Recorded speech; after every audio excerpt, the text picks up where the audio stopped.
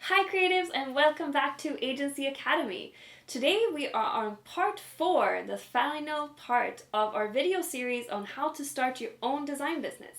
So if you haven't seen the other ones, I'm going to be putting the link up here so you can get started on video number 1 because it will make a lot more sense. So today we're going to be talking about how to actually put together your portfolio and your marketing strategy for your business so you can start getting clients and start building up your network in your business. So the first thing I want to talk about is your portfolio. And I know lots of people are using, let's say for example, only their Instagram or their Behance as their portfolio. I really suggest that you create your own website, even if it's a free one, like a free Squarespace or a free Wix one, for example. It's just a really good thing for you to have your own home base because you can link your social media to one home place. You can start an email list that actually builds up your network and your relationship with your clients. And you can, control the format that you have there. On all of these other platforms, you'll just have like that tiny description, and that's not really enough. We want to make sure we can get, SEO up so that we can get search engine traffic to your website. We can start building up your brand and your reputation as a great designer, and having a home-based portfolio for that is a really important step. So there's lots of options for building out your portfolio. As I mentioned, you can use something like a website builder, so like Wix, Squarespace, Webflow is great if you want to have a little bit more options, or you can use something like WordPress, for example, where you can have a little bit more coding options, but you don't have to use a coder.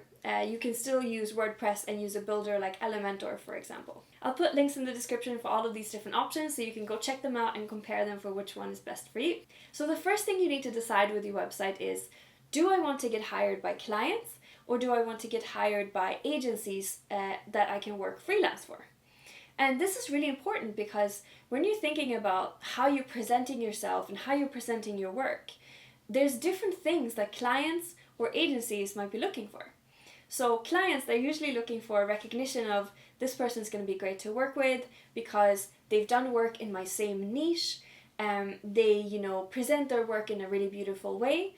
Versus the agencies, they might be a little bit more interested in what's your process? How do you work with other agencies? What's, your relationship to them? And it's more important to show the different steps that you're going through in terms of your thinking, the brief, but it's always good to add those details in. The different pages that you might want to have on your website is usually some form of home or landing page. And here you want to have 1 or 2 sentences where you describe what you do, your niche, and your services. So this can be something like, the type of industry that you're working for. So like, I design packaging for cosmetic companies. Or I take an idea and create a fully fledged brand for real estate companies. You can go however niche or however broad you want.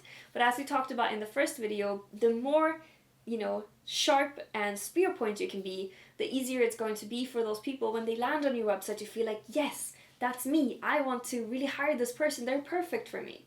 And so think about the type of messaging that you can use to explain your strongest selling points in a way that is described not as like we're a branding agency, but more like what can we do for you as a client or you as an agency. When you're creating your case studies, either on their own page or on your homepage, it's really important to show a couple different things in each project. The first one is, what was the brief? What problem were you actually trying to solve?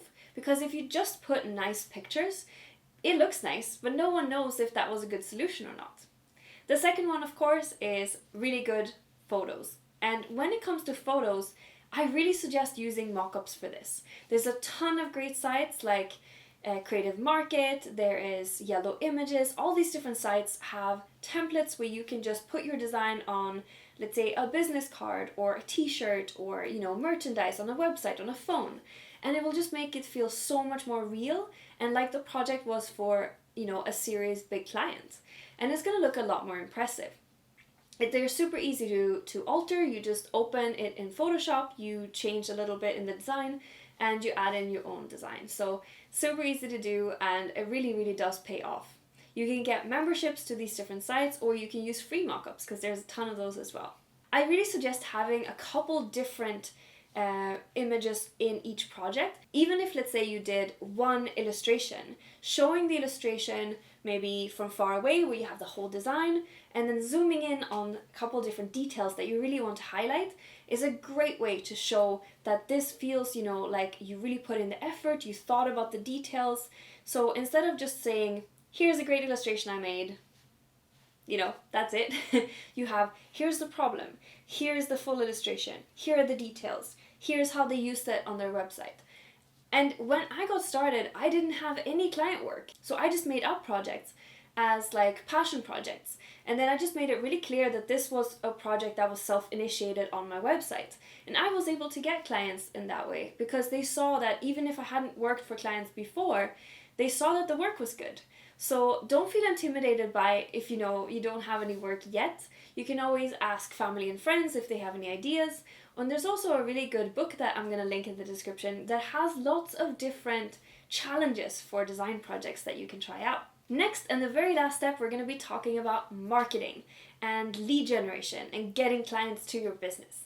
And so there's a couple different ways that you can do this. And I think you really need to consider the balance of the online presence and the in-person presence, because it's really important to be online, and it's a place where people that you meet in person, they go and check out your portfolio, they check out your social media, you can reach new people that you didn't have in your network before.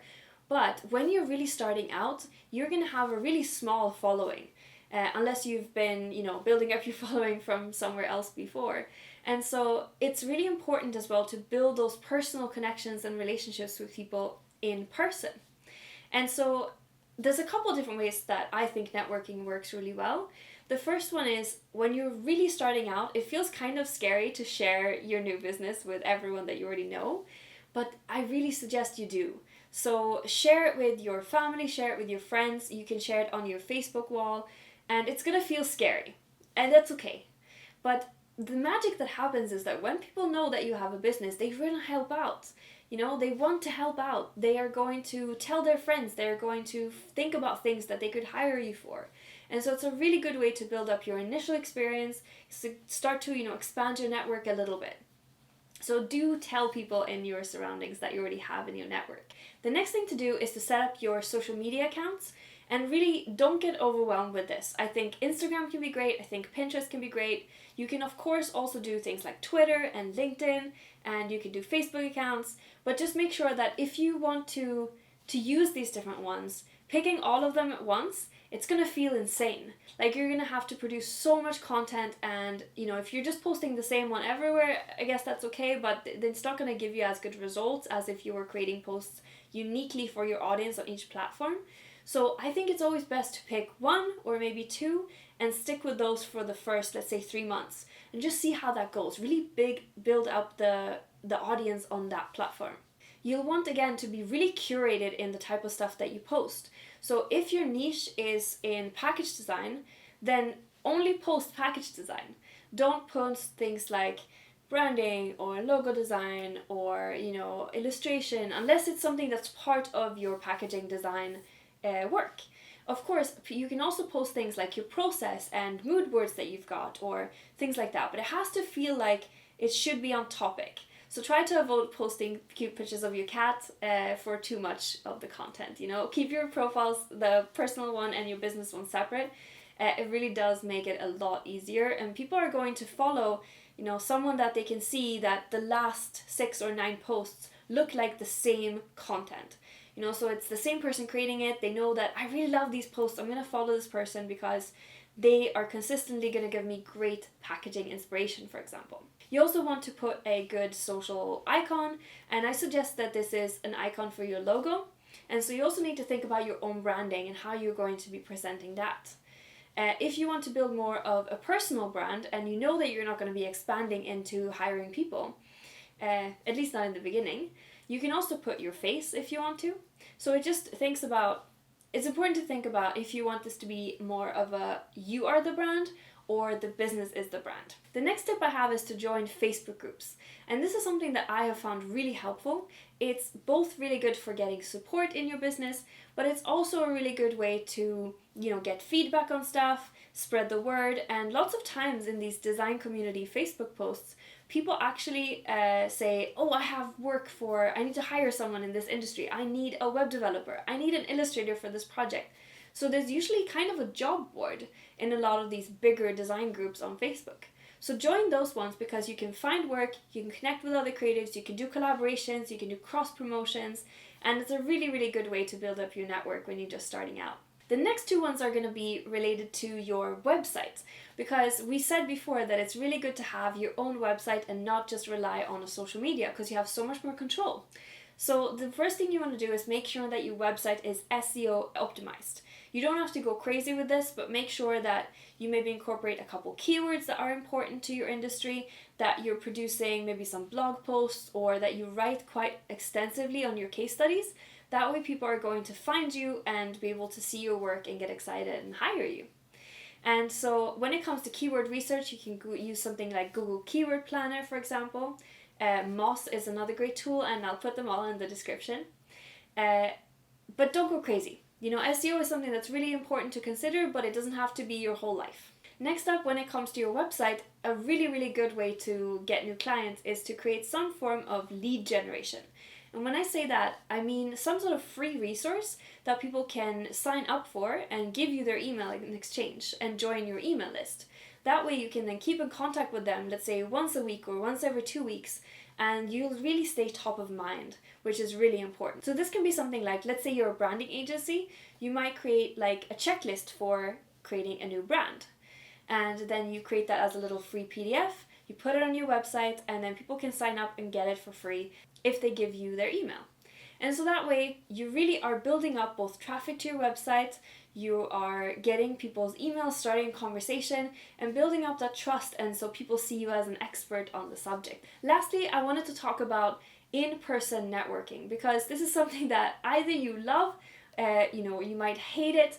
I personally thought it was really quite challenging in the beginning, but as I was doing it, I got more and more into it. And usually there's networking events where you can come back every week or every month, and you start seeing familiar faces, and it becomes more like a friend support group, which is really, really good. So stick with it, it'll get better.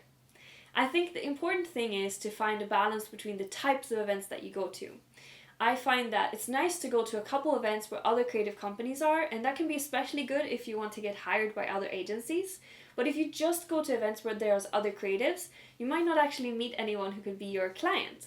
So the thing that worked best for me in the beginning was to go to sort of industry events. So I'm mainly targeting clients that are in the sustainable sector, that are in the social enterprise or charity sector, which means that I went to like the conferences for charity events and charity companies. And then, I was there, I was listening, I was talking to people. And if people ask you like, oh, you're not a charity, why are you here? You can just say like, I'm here to understand the industry better. I'm a designer for this type of company, and I want to find out what problems you're facing.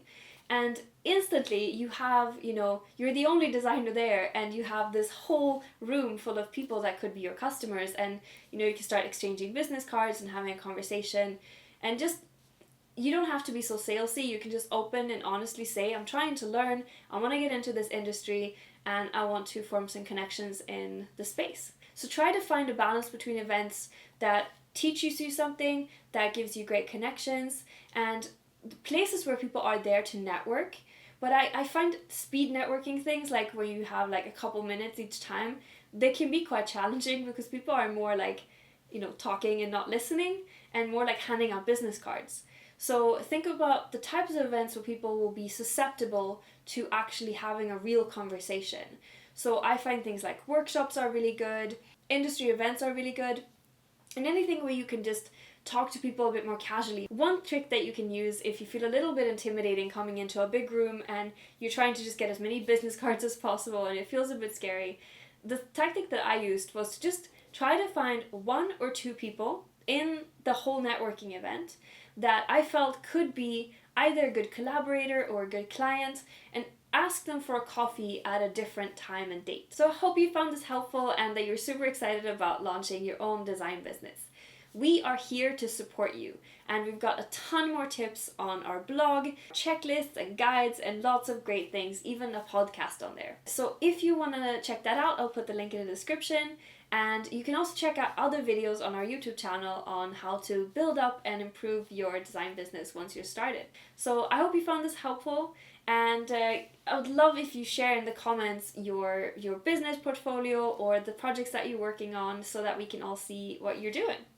Thank you so much for watching the video, and have a really good day and good luck with your creative business.